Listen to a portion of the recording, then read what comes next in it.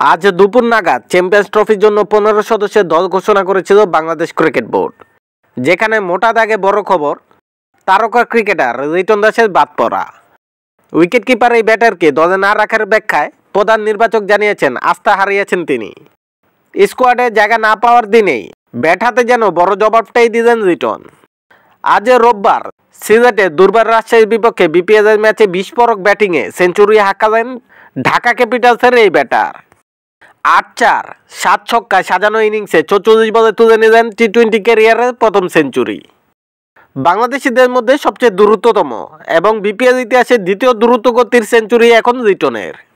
এই রেকর্ড ভাগাভাগি করছেন ক্রিস গেলের সঙ্গে।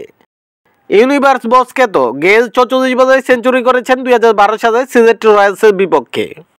রিটনও সমান সংখ্যক বল খেলে সেঞ্চুরি পেলেন। বিপিএল ইতিহাসে দ্রুততম সেঞ্চুরি আহমেদ শেহজাদের। 2012 সালে রাজশাহীর ফ্রাঞ্চাইজির বিপক্ষে সেঞ্চুরি করেছিলেন মাত্র 40 বলে।